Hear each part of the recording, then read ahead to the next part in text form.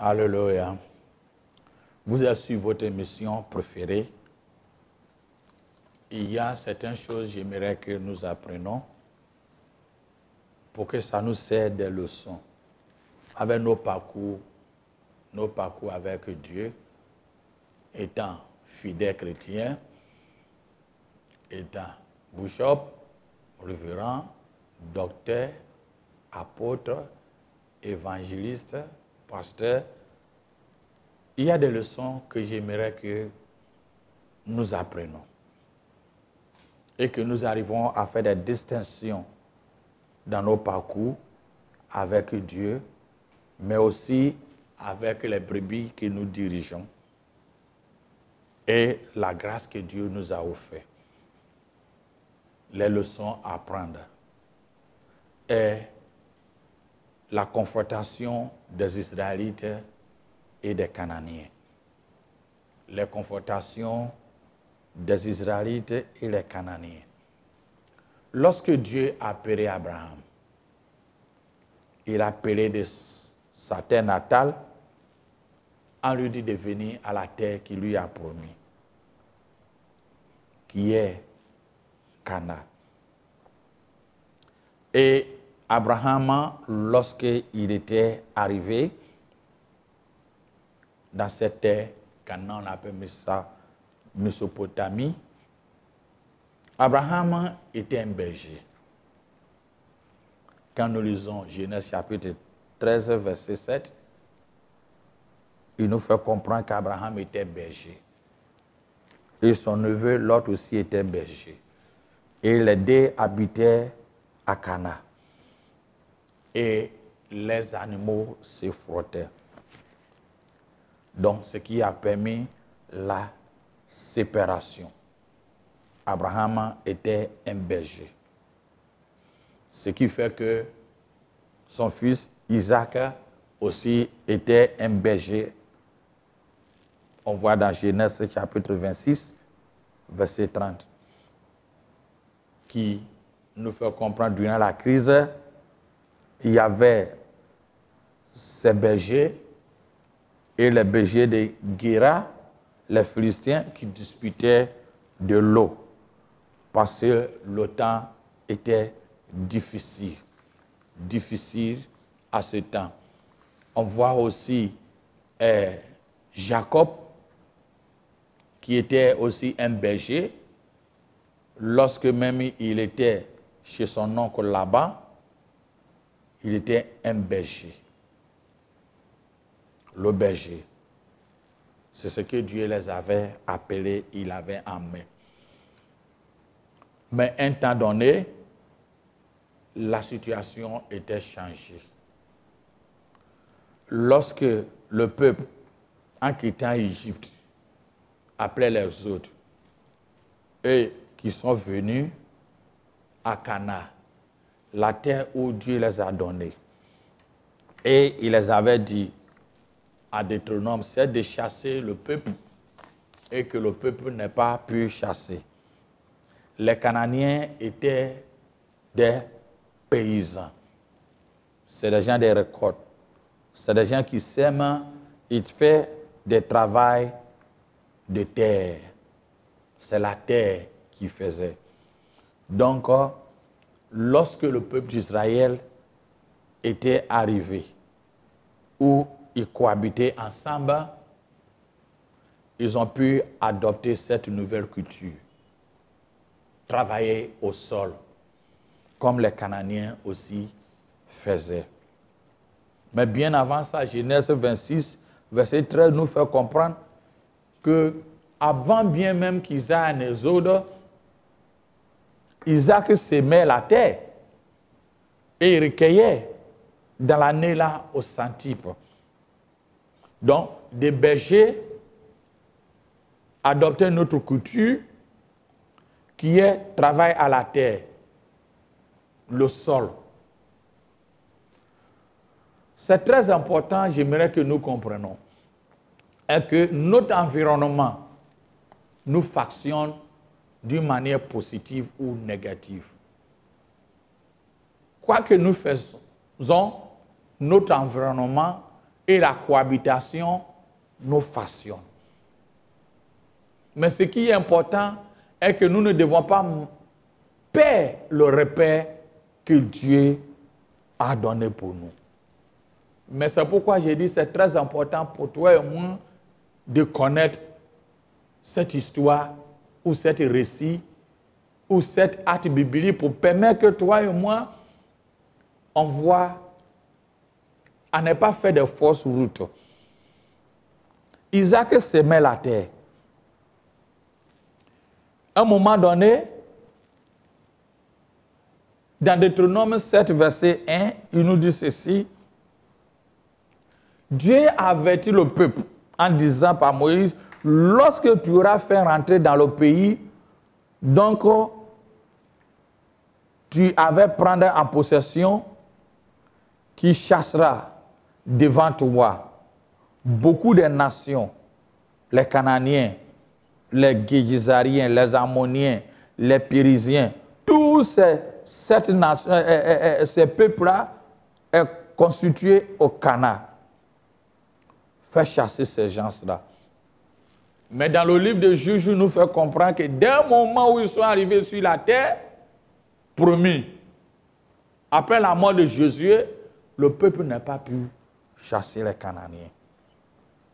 Et d'ailleurs, lorsque le peuple d'Israël même venait en Égypte, il venait aussi avec des serviteurs ou des servantes.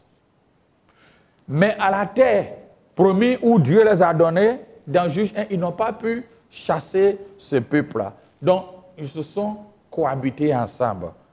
Et en cohabitant ensemble, il y a eu intermariage. Donc, le premier pas est de chasser le peuple, ils n'ont pas pu faire.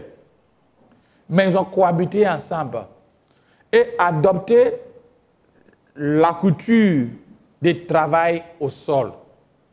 Alors qu'au début, ils étaient que des bergers. Maintenant, ils sont devenus des fermiers ou des paysans. En vivant durant ce temps, longtemps avec ce peuple, longtemps d'une manière où le peuple a cohabité avec ces gens,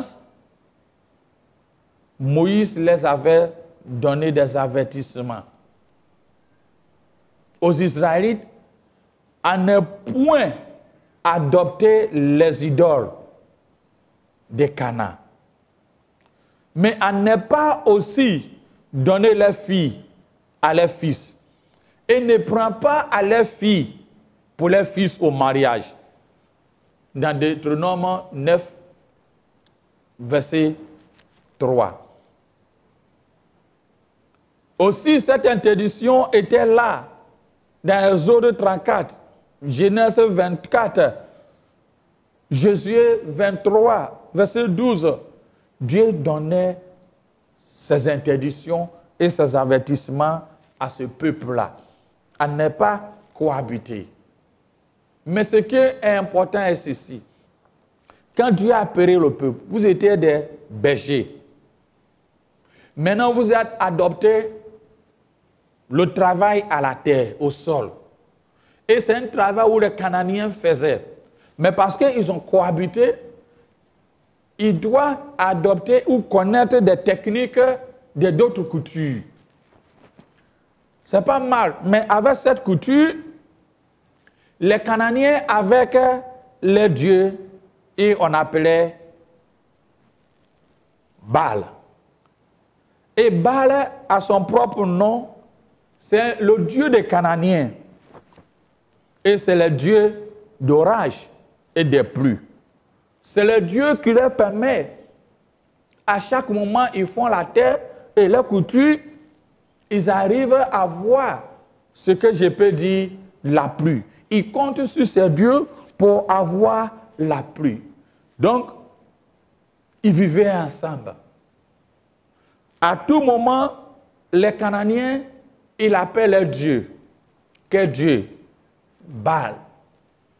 Qui est un nom sémitique, on dit El, quand un Cananéen attend elle et elle, il refait ça à son Dieu Baal.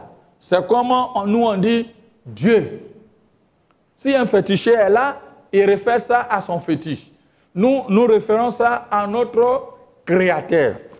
Donc, ce qui fait que les Israélites pratiquent maintenant le travail au sol. Les Cananéens aussi font le travail du sol. Ce qu'on les a dit, il n'y a pas mariage entre les Cananéens et les Israélites. Ils n'ont pas écouté. Il y a eu le mélange. Parce qu'ils travaillent à la sorte. Ils vivent ensemble. Donc l'environnement et la communication changent. Donc ce qui fait que quand il y a la pluie, les Cananéens disent que c'est elle qui les a donnés. Le Dieu tout-puissant. Le Dieu qui fait venir la pluie, l'orage, qui a permis que le sol est mouillé pour les permettre à voir. Et les Israélites disent non. Le Dieu qui donne la pluie et qui fait les récoltes, ce n'est pas votre Dieu. Dans un moment, il y a eu des discussions entre elles. Elle est pour les Cananéens, Baal. Elle pour les Israélites, le Dieu le Créateur. Alors, ils se sont arrivés à adopter certains ajustements. C'est pourquoi quand tu attends elle, il met elle Shaddai pour différencier ce que les Cananéens appellent le Dieu tout-puissant. Elle est Lion, Dieu très haut. Elle est Olam, Dieu d'éternité. Elle Jibor, Dieu tout-puissant. Donc, tu ne vois pas maintenant les Israélites à son temps dire elle sans ajouter une autre adjectif qualification pour permettre à faire la différence. Parce que le peuple à son temps, les Cananéens avec les Israélites ont commencé à chamailler et avoir cette rivalité. Elle. Donc, non seulement de la culture des bergers, ils ont pris la culture travail au sol, il y a eu mélange, changement de mariage entre les uns et les autres. Le peuple de génération en génération, de dispensation en dispensation, d'alliance en alliance, ont vécu à cet état.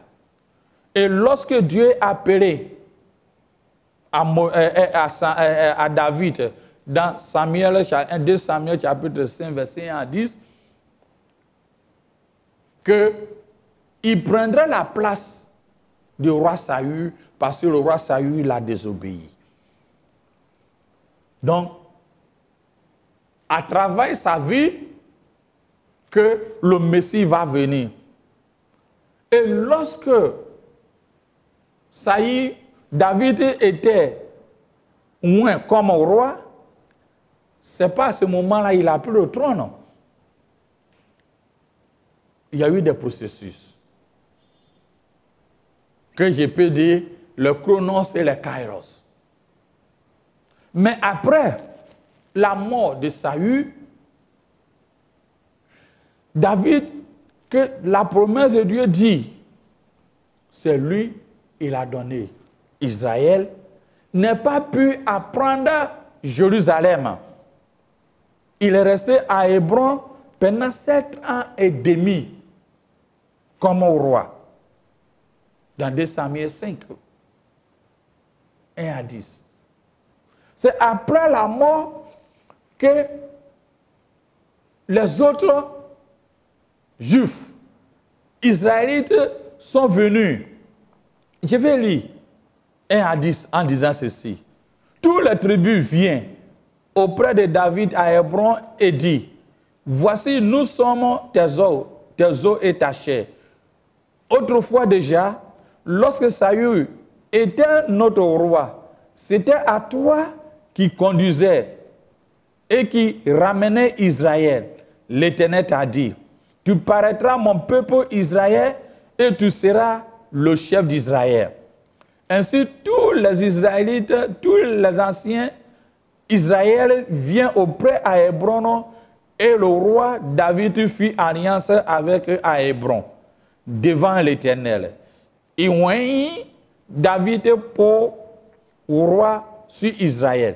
David était âgé de 30 ans lorsqu'il devient roi et il régnait à 40 ans.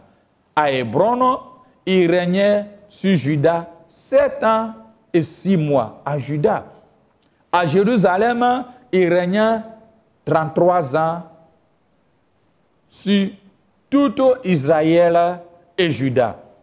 Le roi Macha avait des gens sur Jérusalem contre les Jébusiens, habitants du pays. Il dit à David, tu ne rentreras point ici, car les aveugles même et les boiteux te pousseront. Ce qui voudrait dire, David ne rentre point ici. Si tu continues, David a régné 7 ans et 6 mois à Hébron. Et il a pu avoir la totalité d'Israël à Jérusalem 33 ans et demi.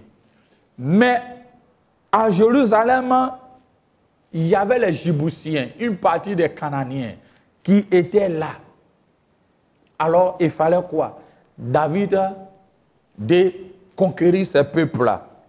Et c'est ainsi que David a pu conquérir le peuple. Il a pu conquérir, assujettir le peuple. Mais cela ne veut pas dire que tout le monde était mort. Et il a pu constituer la cité de David. Mais le problème encore se pose. Un péché qu'on n'arrive même pas à déraciner dès le début doit pas continuer. Quand il y a un mal quelque part, fuis la racine et déracine. Si tu n'es pas déraciné la racine, quoi que tu fais, ça te suit. Voilà, Moïse a dit au peuple, durant l'exode, d'être un homme. Jésus aussi a dit, chasser les Cananéens, faisait. Durant des générations en génération, le peuple a cohabité avec eux. Ils ont appris leur culture d'agriculture. Ils ont pu faire fusion, mariage les Cananéens, les Jébusiens et puis les Israélites. Maintenant, quand David a pris la totalité de Jérusalem et que le Juda et Israël se sont réunis, il y a un problème encore qui se pose, qui est Baal. Au moment où les Israélites adorent El Shaddai, Dieu le Créateur, et ils adorent Baal, le Dieu qui leur donne la pluie. Baal, le Dieu qui leur donne la pluie. Au moment où les Israélites sont en train de revendiquer qu'il n'y a qu'un seul Dieu, le haut rang des héros, c'est que nous devons l'adorer. El Shaddai, El Eliom, et il dit El, c'est pour les Baals. Donc quand il y a la pluie, quand il y a récolte, c'est comme il y a des dieux qui vivent en son temps. David a cherché à fusionner les deux peuples pour qu'ils adorent uniquement le créateur de tout l'univers, El Shaddai. Mais les Cananéens n'ont pas accepté parce qu'ils se disent, avant que vous veniez d'Égypte, nous avons notre Dieu que nous adorons, qui est Baal, Dieu de fertilité, qui nous donne la pluie. Et vous venez nous dire, c'est pas ça que nous devons adorer. C'était un cauchemar. David a tout fait mais il n'a pas pu réunir le peuple en matière d'adoration. Ces leçons, nous devons apprendre. Parce que les dieux, les Baals, c'est vraiment un problème. Adorer les Baals avec ses prophètes, c'est vraiment un problème pour David. Parce que non seulement il y a l'adoration de Baal, mais avec les prédictions de la venue, qui font avec des morts, les nécromancies, qui font avec des bois, qui font avec, à l'aide des baguettes, qui font avec les purs sur cette. Ils avaient tellement de choses que c'est difficile. Quand on voit Radomassie, comme Ézéchiel 31, verset, Ézéchiel 21, verset 21 nous parle.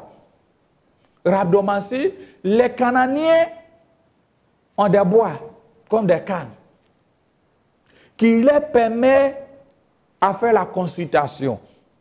Le Cananéen peut te regarder et te consulter par ton cœur ou le poumon ou ton visage, qui est hépatoscopie. Le Cananéen peut te regarder en disant, je rentre chez toi, le monde invisible, et dialoguer avec tes parents. La nécromancie. Que Moïse avait interdit le peuple à le faire. Le pouvoir de consulter les morts.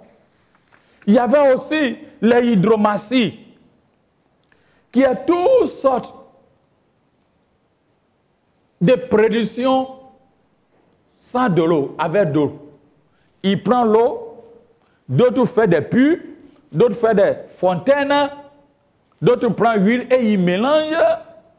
Mais c'est quoi ça? Ces choses n'existaient pas avec le Créateur El Shaddai que Dieu des Israélites. Mais c'est ces pratiques des Cananéens là. Les puits, les fontaines, l'eau, pour prédire à toutes ces choses, l'huile à mélanger ensemble, et regarder et consulter par les mots des baguettes, des bois, des talismans, des chaînes, des pierres précieuses et toutes ces choses-là. Alors, c'était à comprendre pour le peuple d'Israël. À tout moment, les Cananéens revendiquaient le Dieu qui est fort. Donc, dans les mêmes désobéissances du peuple, au temps de Salomon, où la nation était divisée en deux, le Juda au sud et Israël au nord, les Cananéens continuaient à revendiquer le Dieu qui est fort, c'est le Dieu qui donne la fertilité, c'est le Dieu qui donne à manger. C'est ce qui a coûté cher, a permis Élie, dans nous voyons 1 Roi chapitre 18, verset 1 à 46, permet Élie a dit non à Jézabel, non à Achab, pour leur faire comprendre que nous avons qu'un seul Dieu, le créateur de tout l'univers, El Elyon, El Shaddai. Nous avons qu'un seul Dieu, le créateur. C'est lui seul. Alors, si vous pensez que votre Dieu est fort, réunissez-vous. Et nous allons voir aujourd'hui qui est le Dieu le plus fort, qui est le Dieu nous allons adorer. Nous connaissons tous l'histoire de ce qui était arrivé au prophète des Baals. Et que Dieu a pris l'ascendance. Dieu a pris l'ascendant. Alors, mes bien-aimés, Israël a eu trop de problèmes avec les Cananéens. Ils n'ont pas pu mettre la distinction. Ils n'ont pas pu chasser le peuple. Ils ont cohabité ensemble. Ils ont pris leur culture ensemble. Finalement, c'est Baal qui leur posait des problèmes. Nous, en Jésus-Christ, Hébreux 5, Hébreux 8, verset 1 à 6 nous fait comprendre. Christ a obtenu un ministère d'autant supérieur qu'il est médiateur d'une alliance plus excellente qui a établi sur des meilleures promesses.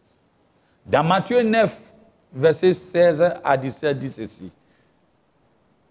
Personne ne met une pièce de drap neuf à un vieil habit, car elle comporterait une partie de l'habit et la déchirure serait pure.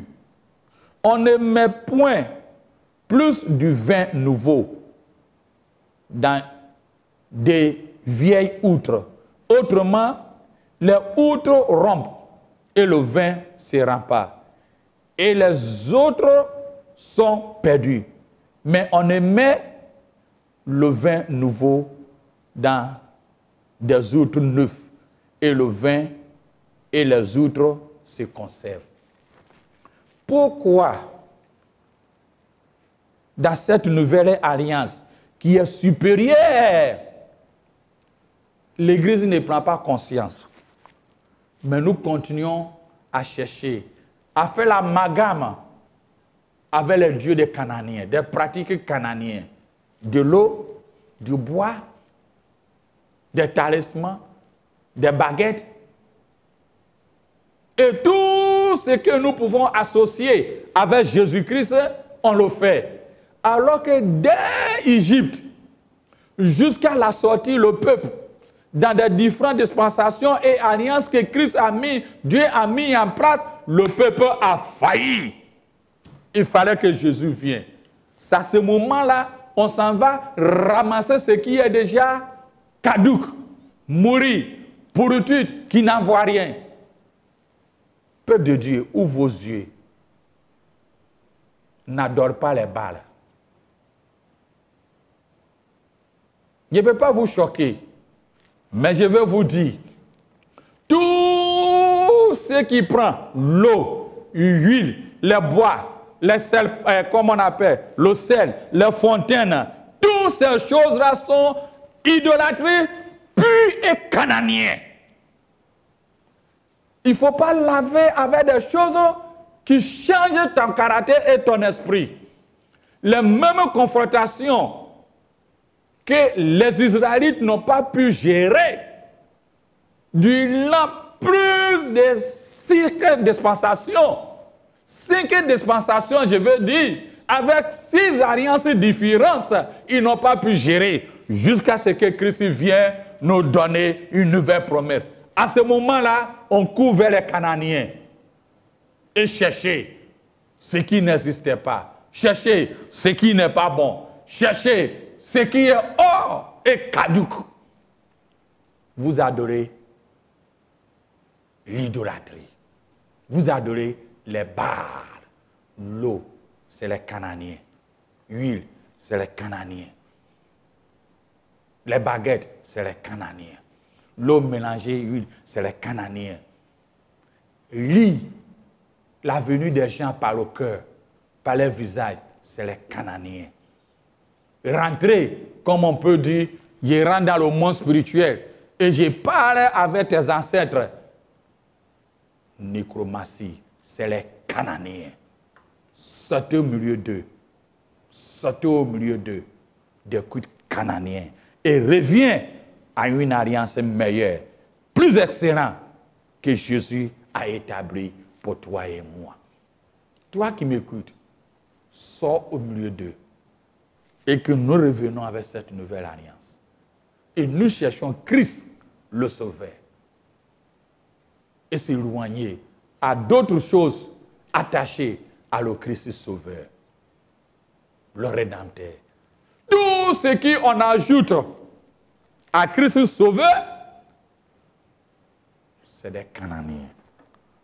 Quelqu'un me disait ceci. Mais l'homme de Paul a guéri. Mais écoute, c'est les gens qui ont vu l'homme de Paul. Mais ce n'est pas Paul lui-même qui a fait les doctrines sur ça. Même si on dit Jésus a pris le sabbat pour guérir l'œil de quelqu'un, je peux le dire. Il était dans l'ancienne alliance, mais aussi c'est unique. Ce qui est unique est indivisible. La parole de Dieu nous dit, Dieu le Père, Dieu le Fils, Dieu le Saint-Esprit est un. Ils sont indivisibles. Deutéronome 6, 4 nous dit, écoutez Israël, le Seigneur votre Dieu est un seul Seigneur. Jean 10, 30 nous dit, moi et mon Père, nous sommes un. Genèse 2, verset 24 dit, un homme et sa femme doivent devenir une seule chair, indivisible. Quand vous voyez ces miracles, c'est unique et indivisible. Ne cherche pas à ajouter à de n'importe quoi. C'est des dieux cananéens. Toi qui me suis, tu es d'accord, tu n'es pas d'accord, tu acceptes ça, tu adores les dieux cananéens. Tu adores les Baals, tu acceptes les dieux cananéens. Oui, on parle de Jésus-Christ, c'est vrai. Mais on n'associe pas les vieilles outres et des nouveaux vins. Que le Seigneur te bénisse et me bénisse. Amen.